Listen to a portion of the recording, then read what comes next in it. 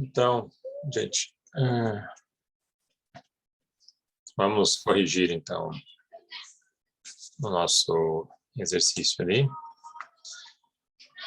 Primeira questão, contemplação de casamento futuro. Injuriaram Carlos e ele quis revogar por ingratidão. Isso é possível? Sim. Sim, nós colocamos que sim. Sim. Não é possível, porque doação para casamento futuro não pode ser desfeita por ingratidão. Artigo 564 do Código Civil. É exceção legal.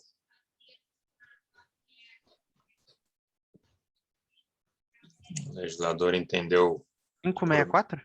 564. Entendeu por blindar. E se tivesse ocorrido o divórcio posterior, já fora da calúnia, né? Se eles tivessem se divorciado, perderiam o direito ao bem, voltariam para o doador? Nós colocamos que não também. A gente colocou que não. É um Não, divórcio. pois o encargo foi cumprido, né? Não é encargo, eles casaram. E aí basta casar para ganhar. Não precisa, a lei não fala em ficar o resto da vida casado. Claro, a ideia não é que haja fraude, né? Mas também não posso obrigar as pessoas a se gostar aí para todo sempre, só para ficar com bem, né? Professora, a letra A, ela é não, porque é só casamento futuro, porque se fosse casamento, seria sim. Não, é porque o 564 diz que doação para contemplação de casamento não se revoga por ingratidão. Ah, certo.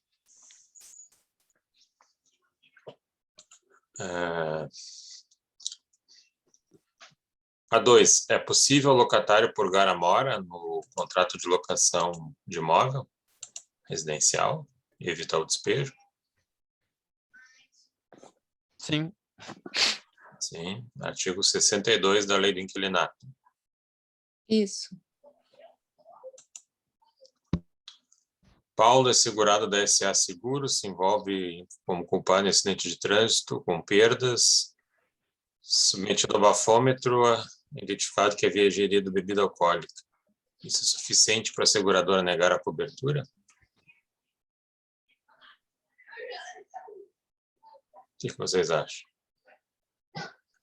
Eu acho que sim, porque se for constatado que ele ingeriu a bebida alcoólica e provocou o acidente. Então, aí seria não, porque só beber não é o problema. O problema é beber e ter gerado acidente porque bebeu. Isso. Estar sob o efeito do álcool, né? Ao ponto de gerar o dano. Isso. Nós colocamos com base no artigo 768, o segurado perderá a garantia se agravar intencionalmente o risco objeto contratado.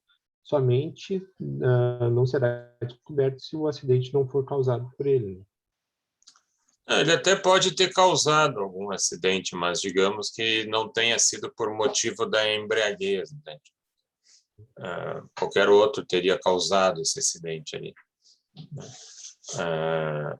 Então, é uma amenização que a jurisprudência faz em cima desse artigo, que é um artigo aberto, né? Ele não fala em embriaguez, ele fala em risco intencional, aumento intencional do risco, né?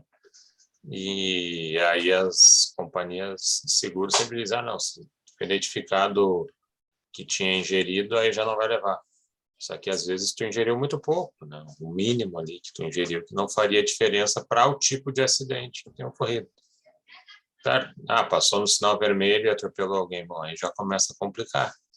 Agora tem outros tipos de acidentes, né? Na hora ali, foi desviar de um obstáculo que surge na via e acaba batendo numa moto. Entende? Se não é uma questão propriamente da embriaguez, aí não seria motivo para negar o que a jurisprudência tenta trabalhar para fins de amenizar isso, né? Professor, só uma pergunta. Desculpe, Marília, quer terminar? Não, eu só queria saber se a resposta é não. A resposta depende se a embriaguez contribuiu para o o acidente. Se ela não contribuiu, não perde a cobertura. Se contribuiu, perde a cobertura. Tá, obrigada.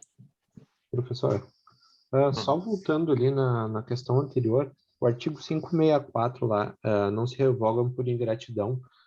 Com base nos incisos de 1 ao 4 ali, somente poderiam ser revogadas por ingratidão as doações puras e simples, né?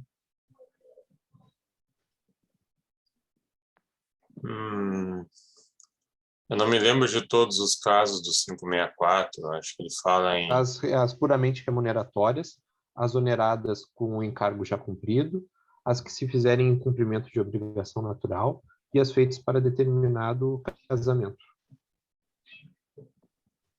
Ou se tu achar, se de repente tem algum outro tipo, doação para entidade futura, essa já não entraria aí. Na doação para algum dos filhos, né, que também pode acontecer, essa já não entra aí. E essa doação é pura e simples, essas doações? São puras e simples, né? É que no caso ali ele fala em doação com encargo cumprido, né? Uhum. Se fosse uma doação com encargo, mas tu ainda não cumpriu o encargo, tu poderia perder. Sim. Então, por isso que quando tem um encargo é bom não ficar se demorando muito fazer ele, porque isso consolida ainda mais, né, a doação, né? Sim. Ok? Por mim, ok, professor. Podemos continuar. João possui seguro de vida de R$200 mil. Alimenta-se mal, fuma e não faz exercício. Isso é agravamento de risco? Eu acredito que não, senhor. Acredito que não também. Não, em princípio, não. Claro, aí vamos dizer, né, só que aí teria que ter mais elementos, que não é o caso, né? Mas se a gente fosse pensar que a seguradora deu ali um questionário para ele responder e ele mente sobre tudo isso daí, aí depois na hora ali ela pode dizer que ele faltou com a verdade e talvez ela nem contratasse ou apresentasse um outro prêmio, né? Dependendo da intensidade das mentiras, pode ser que ele perdesse. Mas aí, claro, teria que dar mais elementos para isso. Pura e simplesmente, como eu coloquei, não. Até possivelmente ele fez o seguro porque ele sabe quem ele é. Né? Vamos dizer assim, um vegano que faz exercícios é mais difícil fazer seguro de vida porque ele tem um pouco mais de certeza de uma sobrevida. Não que exista uma garantia, mas ajuda, né? Não prejudica tanto quanto esse nosso outro candidato. Né? VOF, primeira, admite-se fiança verbal? Pode ter fiança verbal? Eu acho que pode. É fiança verbal, senhor mesmo? Não pode ter fiança verbal. Fiança só pode escrita. Mas se tiver uma testemunha, professor, não pode? Não tem validade. Não existe fiança verbal. Estou te afiançando aqui no contrato tal. Se não escrever e não assinar, não tem validade.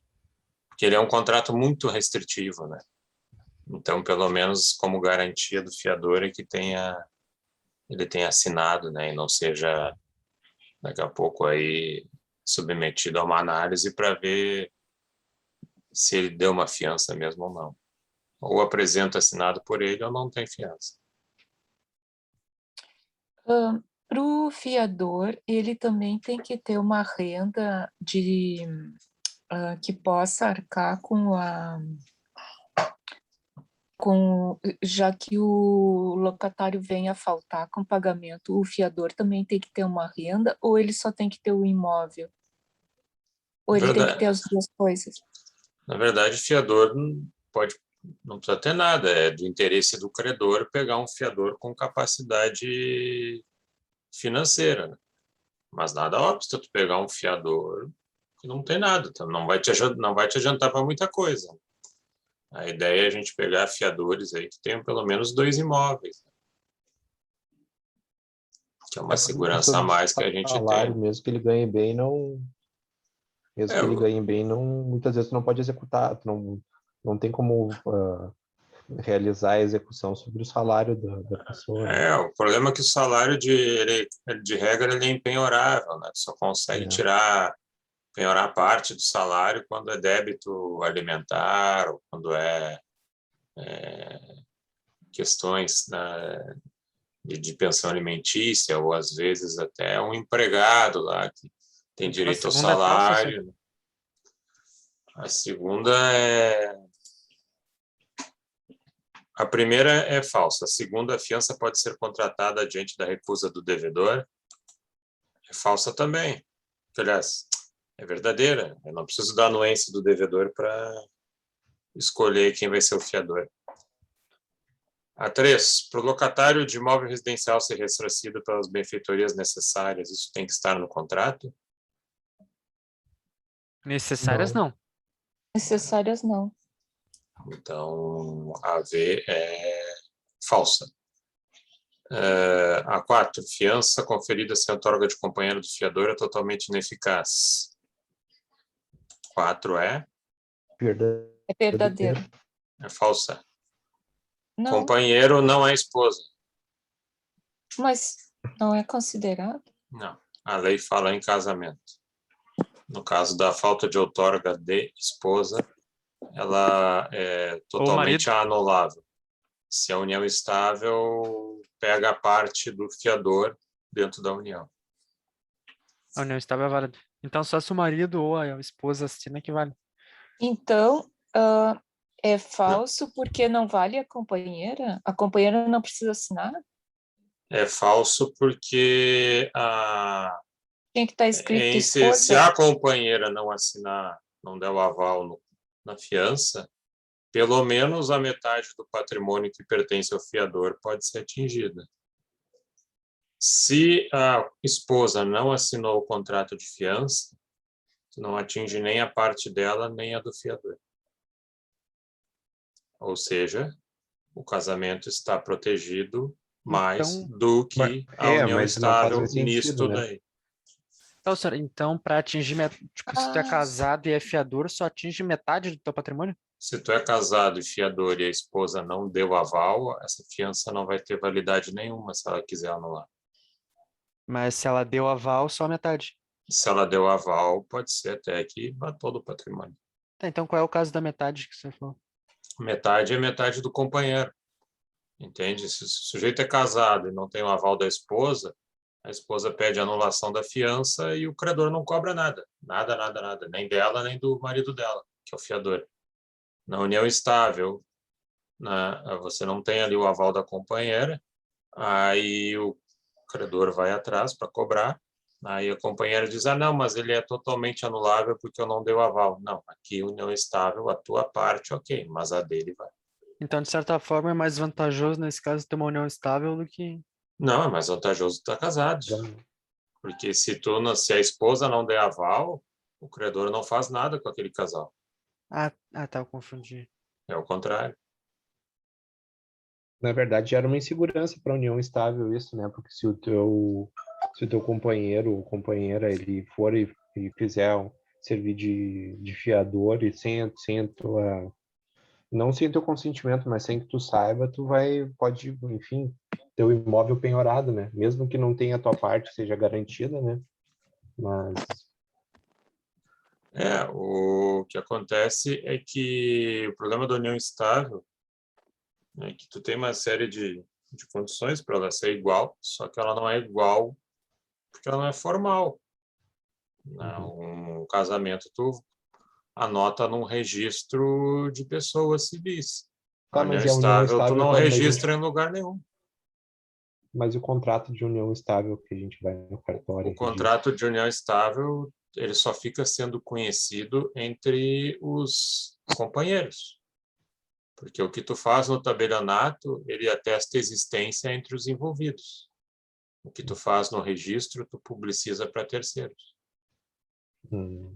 E quando tu perguntar para alguém se ela tem união estável, qual é o estado civil que ela vai dizer? Solteiro. Pois é. Ok. Já começa por aí, né? Então, como é que alguém pode ter uma relação se quando tu pergunta para ele, ele é solteiro? Então, Isso aí que tinha que mudar. Esses adjetivos aí, né? Essa nomenclatura, para gerar uma certa solidez maior. Né? Não tem meia união estável. Né? Ou tu tem união estável, ou tu não tem. Mas isso tinha que se tornar mais visível para terceiros. Ok aqui? Ok. A retomada insincera é crime? O que vocês acham? Artigo 44 da Lei do Inquilinato, além da parte civil, é crime também. 6. Apelação contra a sentença que decreta despejo possui efeito só devolutivo.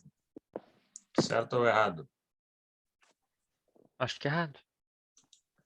Está certo. Artigo 58 da Lei do Inquilinato.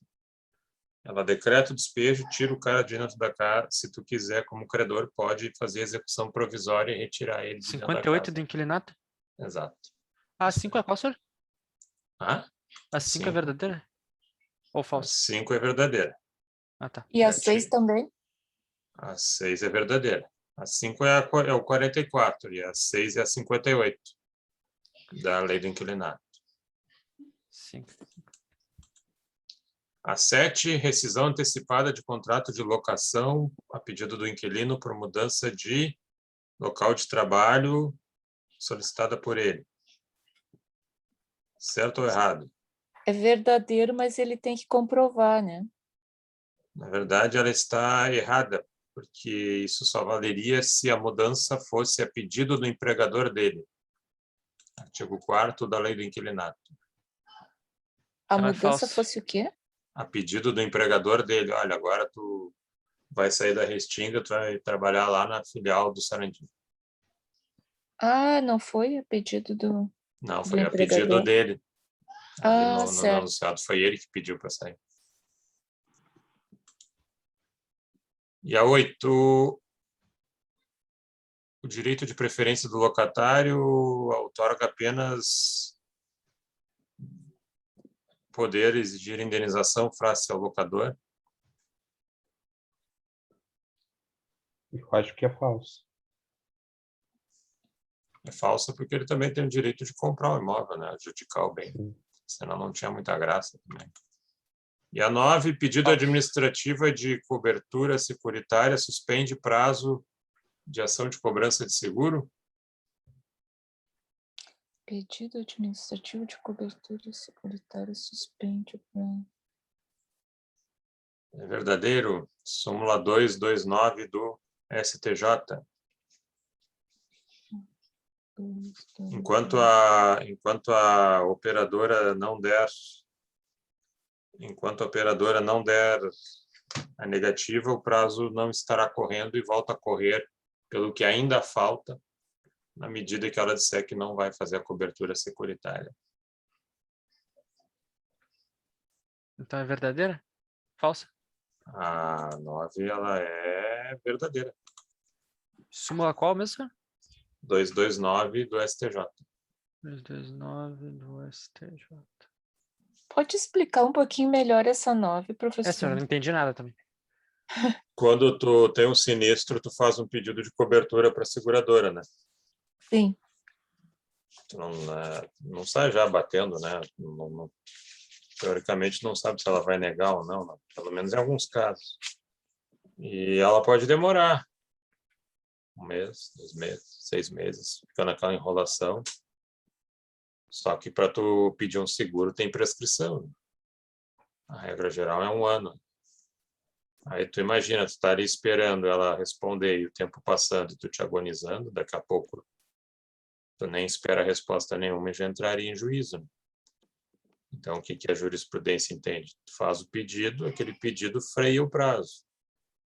Quando ela der a negativa, que eu não sei quando é que ela vai dar, volta a contar o que ainda falta para fechar o tempo total de prescrição. Essa é a ideia da suspensão. Ah, entendi. Então não tem risco do segurado demorar de se arrastar demais esse pedido administrativo dele. Se ela não respondeu, não tem. Professor, Chega uma LA8, hora que tu tu estoura o teu saco, tu não quer mais esperar, né? Pô, te dei 3 meses, eu preciso desse dinheiro, e tu não comparece, né, para cobrir o sinistro, eu vou entender que essa tua demora é uma negativa, e aí tu entra, né? Tu entra em juízo para cobrar, né? Mas se tu não quiser entrar e quiser ficar esperando, ok. professor, ali na 8 é falsa porque o inquilino também tem o direito de querer comprar o coisa, né? De depositar o dinheiro e haver o imóvel para si. Ah, isso não é obrigacional. Então. Obrigacional seria só perdas e danos, ali que eu botei só indenização, né? Ah, tu me preteriu, então eu vou te cobrar uma perdas e danos pela perda da compra. A ideia é que tu possa também forçar essa compra para ti, né? Adjudicar o bem para ti, depositando em juízo o valor dele. Isso não é um direito obrigacional, né? Quer dizer, um efeito obrigacional. É que isso que me deixou confuso. Não, aí no caso já não é mais, não seria só um efeito obrigacional, seria já Uma um possibilidade. conteúdo meio já em nível de mandato, né? Mandatário, assim, comando judicial para transferir o imóvel para ti. E mesmo assim eu restringi ele ali só a indenização. Eu não botei a parte ali da adjudicação. E qual é a parte dessa 8 que é a parte falsa?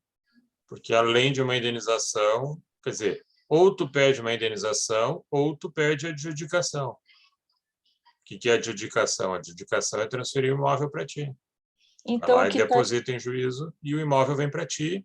Ok. Ah, eu não quero mais isso porque eu já perdi o timing e tal, mas eu tive perdas e danos. Então, aí tu cobra só perdas e danos por não ter comprado o imóvel. o que é falso, então, é o apenas. Exatamente. Ah, tá. Essa é a ideia.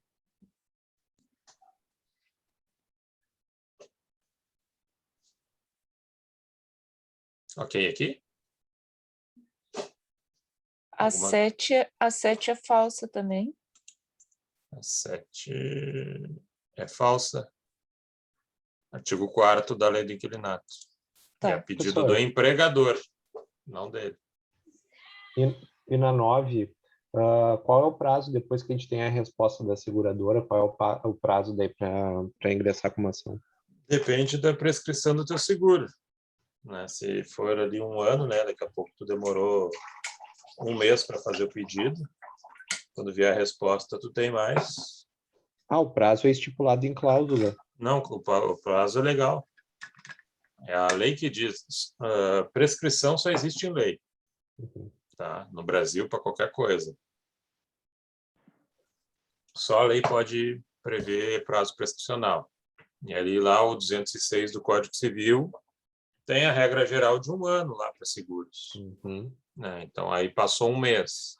Aí tu faz o pedido. E quando ela te responder dizendo que não vai cobrir, tu tem mais quanto tempo? Sim. Mais 11 meses, né? Se o prazo todo é 1 ano. Né? Sim. Porque enquanto ela está se amarrando lá para te dar uma negativa, e esse tempo tu não estás perdendo. Né? Isso que é importante. Né? Senão eles iam ser desleais e te matar no sufoco. Dizer, não, nós estamos vendo. Né? Quando vai ver, perdeu. Né? Sim, exigiria um conhecimento jurídico por parte de quase todo segurado. E aí tu ia ter que ficar tão ligado nisso que o pessoal já nem ia fazer pedido administrativo, ia entrar em juízo que é para garantir. Perfeito. Tá bem aqui? Para mim, tudo certo. Então tá, gente. Só para fechar aqui, nós temos ainda uma questão do contrato de mandato, tá? Só para finalizar ele. Ontem eu estava dando espécies E faltou algumas aqui. Só breves detalhes. Um deles é o mandato judicial. De judícia. Esse aqui é o mandato do advogado. Tá? É o contrato de mandato que se faz com o advogado para eles nos defenderem em juízo. A Lei 8.906, Estatuto da Advocacia, de 94, artigo 4º, diz que são nulos os atos praticados por quem não é um advogado inscrito. Né? Esses dias tinha um site lá dos caras vendendo carteira da ordem sem precisar fazer prova. E pior é que tem gente que acredita nisso e compra. Né? A picaretagem é brabo. E tem gente que acha que existem caminhos fáceis assim. Uma pessoa que compra carteira, a meu ver, já nem merece ser incluída nos quadros da ordem. Começar para ser tão esperto assim, achar que é real. Mas o pior é que tem. Pior é que tem, e não são poucos. O pessoal, tem muita gente que acha que a vida é moleza e vai lá e compra. Tipo carteira também de motorista.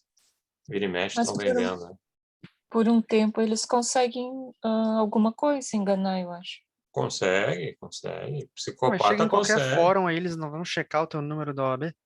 Mas tinha um cara aí que ali foi no interior, eu acho que era 2 irmãos, Ivoti, sei lá, o cara chegava na loja de celular e dizia, eu não entendo muito de celular, tá, mas eu estou precisando comprar para o meu escritório, se apresentava como advogado.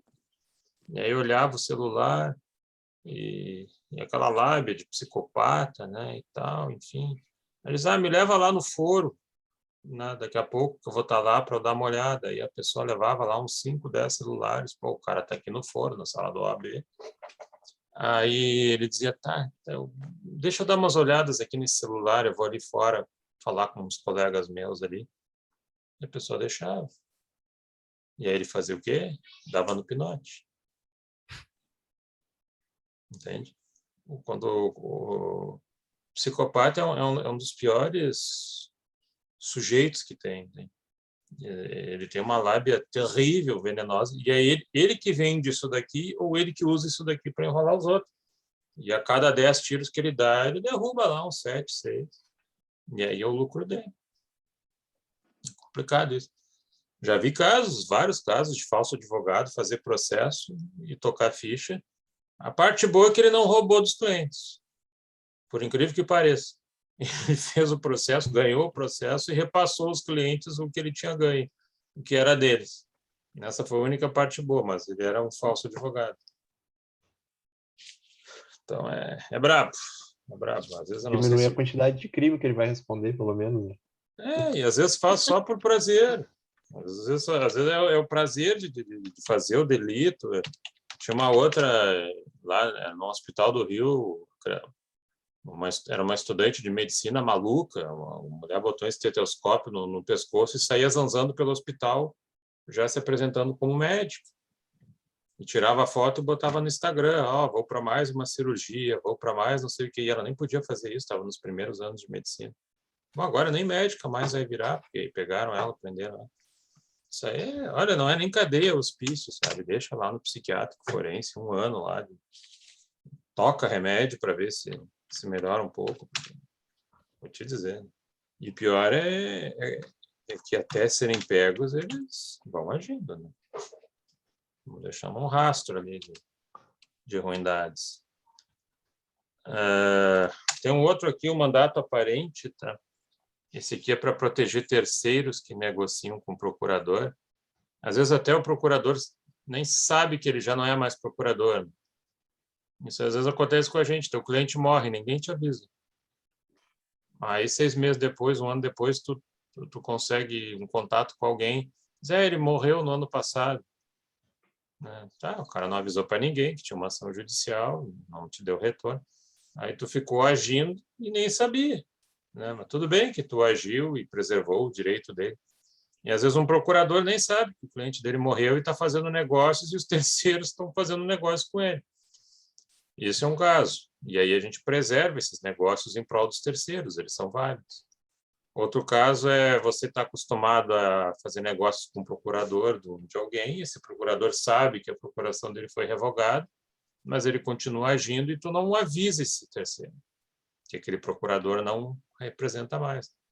Depois tem que honrar o negócio.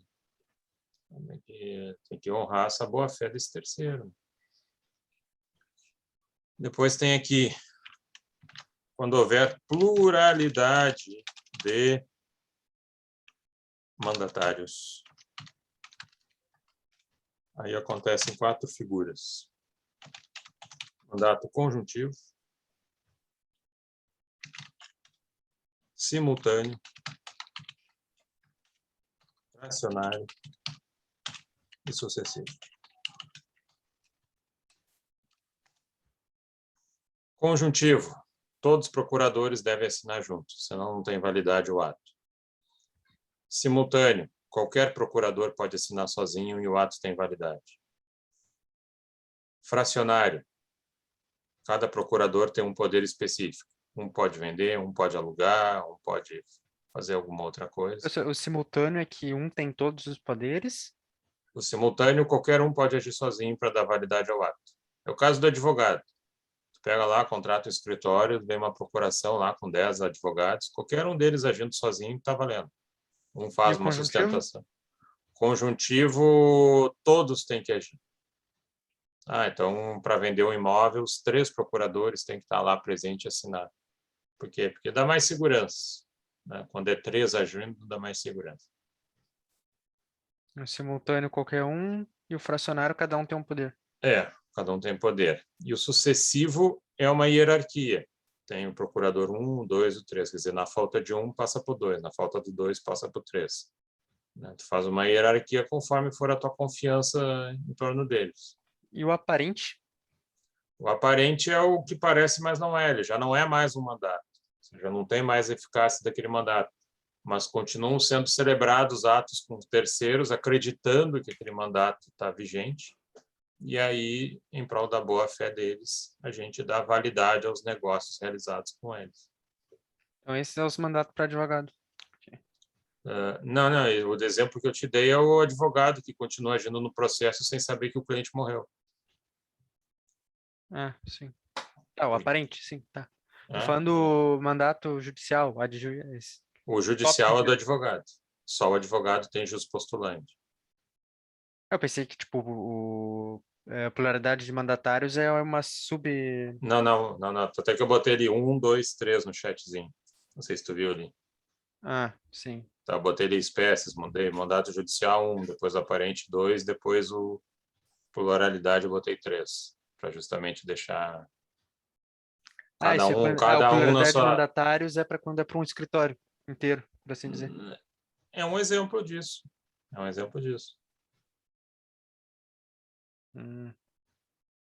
Professor, onde é que a gente vê a garantia da reserva de honorários, no caso ali do aparente, né? Quando o advogado, ele instruiu o processo até a fase final dele, e o cliente faleceu. Isso é muito comum em escritórios aí com um grande volume de ações, né?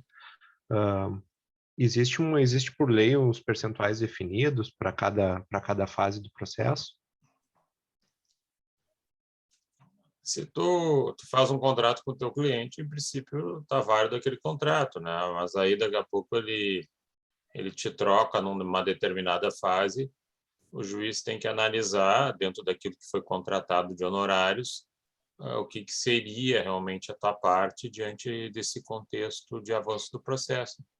Se tu trabalhou até 90% do processo, né? Digamos assim, tu teria direito a 90% de honorários sucumbenciais e pelo menos os contratuais, né? Sim.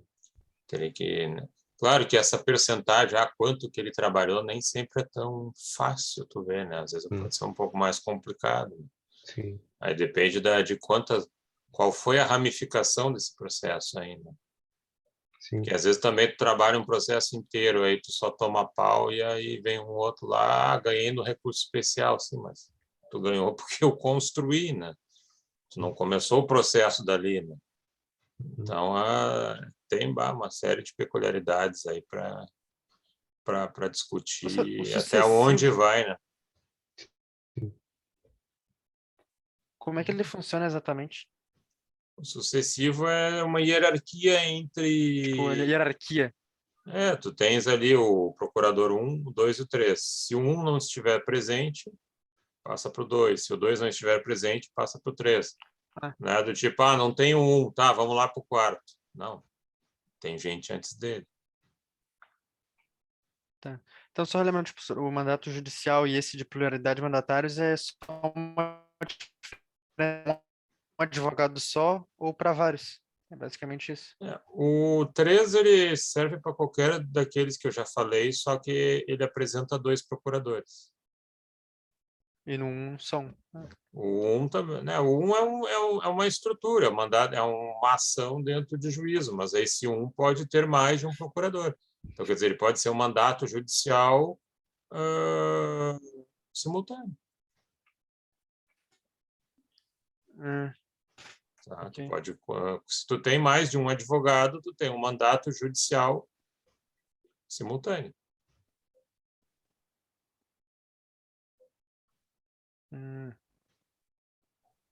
E por que essas espécies são importantes, professor? Essa classificação. Para a gente compreender uma visão mais prática do mandato, né? Porque aí você tem... Então é meio que uma subdivisão, que nem eu te falei, tipo, a explicação. Não chega a ser uma subdivisão, porque eu não estou subdividindo o mandato judicial, entende? Tu pode ter um mandato judicial que daqui a pouco também ele se tornou aparente, porque, como eu te disse, tu é um advogado, tu tem um mandato judicial, teu cliente morreu e tu não sabe continuar agindo, ele é um mandato que se tornou aparente, entende? Então, ou seja, tipo, eu te contrato como advogado, tem um mandado judicial. Daqui a pouco entra outros advogados na roda e qualquer um pode assinar, virou um simultâneo. Exatamente. Mandato judicial simultâneo. Exatamente. Mas não precisa ser necessariamente um mandato judicial simultâneo. Pode ter um mandato... Botou 3 pessoas para vender um imóvel, não estipulou que os 3 deveriam estar presentes, bastaria qualquer um. Ele é um mandato ad negócia simultâneo.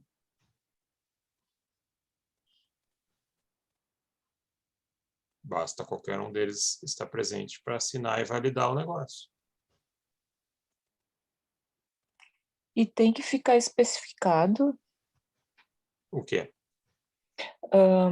Para a gente ter essas situações, tem que ficar no contrato explicado, por exemplo, no caso do conjuntivo. Se não ficar nada explicado, ele é simultâneo. Ah, tá. Todos têm o mesmo poder, podendo agir sozinhos. Certo. Então, é que os outros são mais difíceis de ver, né? Quem é que faz um contrato para botar que os 3 procuradores têm que estar juntos ao mesmo tempo, ou hierarquia entre procuradores. Aí são negócios de maior volume, né? É uma estrutura aí que tu precisa de uma rede mais complexa de proteção, né? Que não é tão comum de a gente ver, né?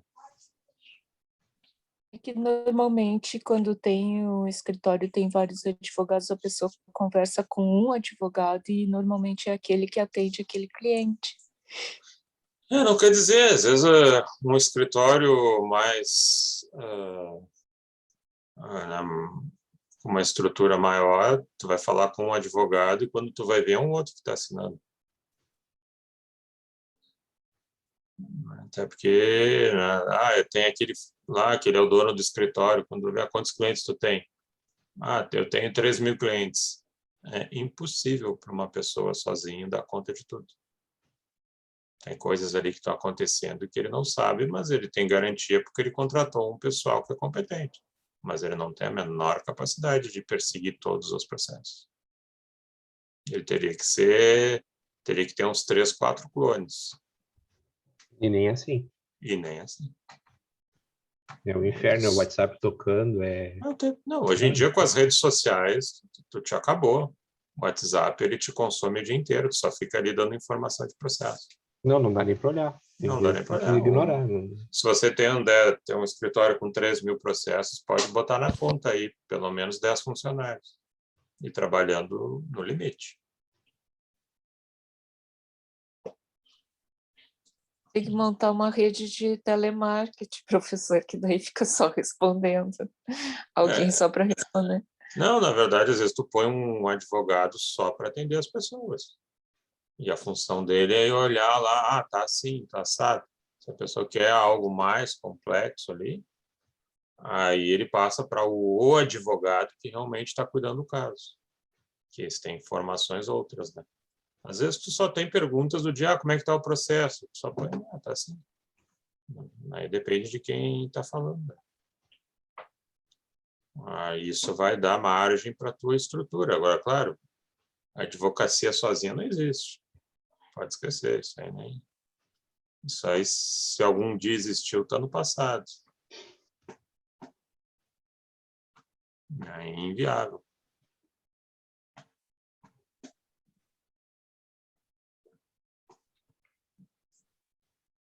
Alguma dúvida aqui, gente? Para mim não, professor. Então, só aqui para a gente finalizar, tá? Extinção do mandato.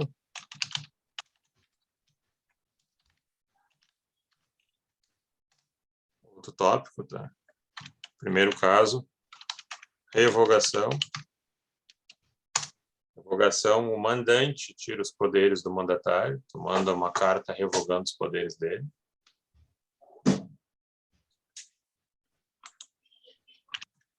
Renúncia. Quem abre mão dos poderes é o mandatário, tu manda um comunicado dizendo que tu não é mais procurador do mandante. 3. Morte ou mudança de estado. Peça ao mandante de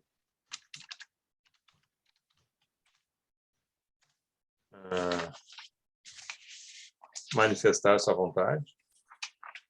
Daqui a pouco o cara está numa UTI ou teve um AVC, saiu fora do ar. Mesma coisa o advogado, o mandatário. Acontecendo isso, o mandato também está extinto. Ou término do prazo. O mandato vige até 10 de outubro de 2021. Passou 10 de outubro, acabou. E por último, conclusão do negócio. O mandato para vender um imóvel do mandante. Vendeu o imóvel, acabou. Não pode fazer mais nada por ele. Acabou o processo, transitou em julgado, cobrou o que tinha que cobrar, encerrou. Não defende ele mais em outras coisas, a menos que ele te contrate para outras questões aí.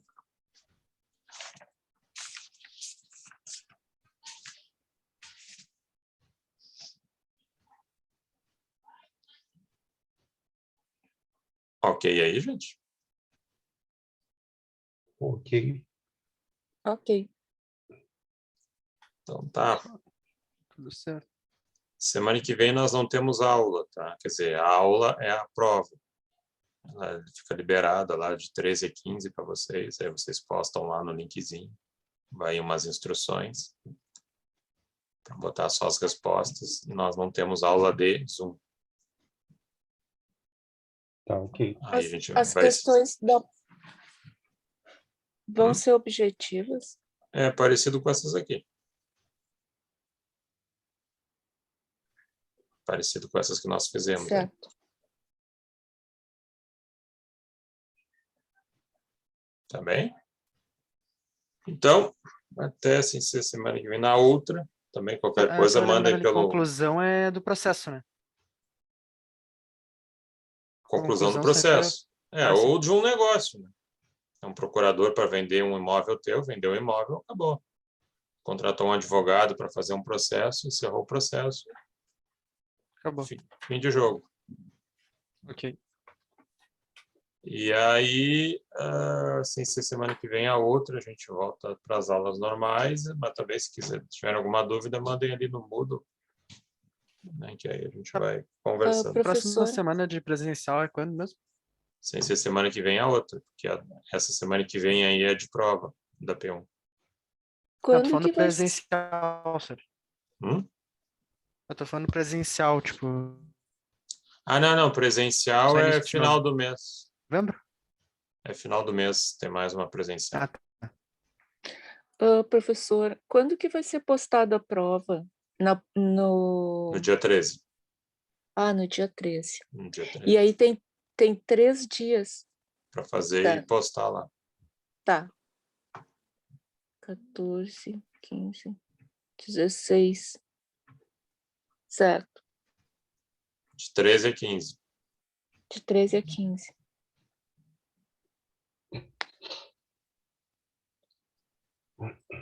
Tá bem, gente? Tá bem. Certo. Então, Que isso? Então, bom feriado para vocês. Bom resto de semana, bom feriado. E seguimos nos falando. Tá bom, professor. Até a obrigada. outra Boa semana. noite. Valeu, boa noite. Um abraço.